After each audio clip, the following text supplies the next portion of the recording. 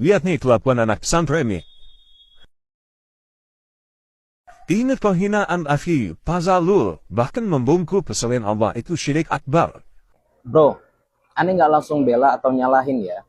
Video yang ente kasih itu macam-macam. Ada adab yang bagus, ada juga yang berlebihan. Tapi sebelum ente mencap seenaknya, aneh kasih tahu dulu beberapa riwayat. Pertama, surat Al-Baqarah ayat 34, para malaikat disuruh Allah sujud ke Nabi Adam. Kenapa? Karena Allah ajarin Adam ilmu dan Adam mendemonstrasikan ilmunya di depan para malaikat. Kedua, surat Yusuf ayat 100. Keluarga Nabi Yusuf sujud ke beliau karena kelebihan ilmu dan hikmah yang Allah berikan. Nah, dalam syariat Nabi Muhammad, penghormatan kepada orang berilmu juga tetap ada. Para sahabat mencium tangan dan kaki Nabi, ada riwayat di Abu Dawud dan Imam Ahmad. Kalau ente bilang itu cuma buat Nabi, coba baca lagi riwayat lain. Ibnu Abbas bantu Zaid bin Sabit naik bikol, Zaid bin Sabit malah mencium tangan beliau.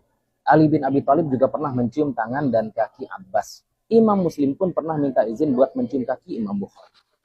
Tapi ya, aneh nggak setuju kalau sampai tazalul, menghinakan diri di depan manusia. Itu salah. Cuma jangan juga penghormatan yang wajar ente cap feodal. Menunduk, cium tangan, bantu ulama, itu adab bro. Orang aja nunduk di depan bos buat gaji dunia. Masa murid nunduk di depan guru yang ngajarin jalan ke surga, ente ributin. Kenapa? Kaget kena dalil salah bertubi-tubi. Makanya beragama tuh pakai ilmu, bukan pakai emosi. Allah yahdi. Bismillah.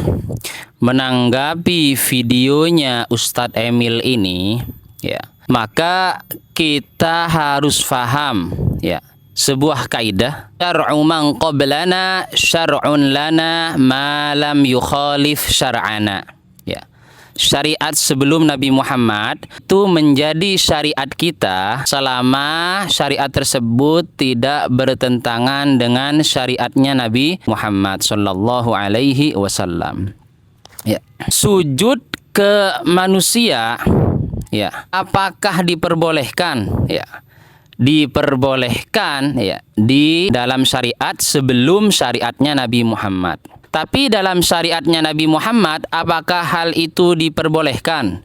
Jawabannya tidak, ya.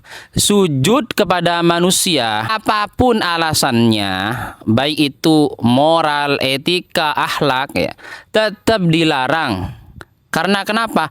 Karena ada dalil larangannya, dan dalil larangan tersebut itu bersifat mujmal. Ya, maka kaidahnya mengatakan tarkul istifsal fi maqamil ihtimal munazzalun manzilatal umumi fil maqal. Ya, hadisnya umum, ya.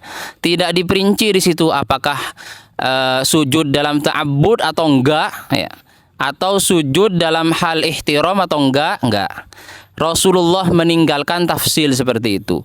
Kalau Rasulullah meninggalkan tafsil tentang larangan sujud, maka apapun bentuk sujud itu tetap dilarang karena dalilnya mujmal, karena dalilnya umum. Ketika kita mengatasnamakan, ya, akhlak dengan merendahkan diri di depan makhluk, ya kan, maka kita harus tahu dalil tentang larangan sujud kepada makhluk. Kita harus paham dalil tentang larangan hulu, ya, berlebih-lebihan. Kita harus paham dalil tentang larangan tanattu, ya, halakal mutanatti'un, ya. Kemudian kita harus paham larangan tentang dalil inhina dan dalil-dalil lainnya, ya. Walaupun, ya, ada seseorang, ya, mengatasnamakan akhlak kepada makhluk, kepada orang yang dimuliakan, kemudian dia merendahkan dirinya di hadapan makhluk tersebut sampai hulu dan berlebih-lebihan, maka dia telah melampaui batas yang diharamkan, yaitu tentang hulu. Maka akhlak boleh, ya, berakhlak kepada orang yang memberikan ilmu kepada kita boleh, ya. Tapi jangan berlebih-lebihan, karena di antara sifat feodalisme, ya, yaitu sesuatu yang sudah baik itu dilebih-lebihkan, maka terjadilah yang namanya feodal. Terus kadar hulu enggaknya dari mana kita tahu?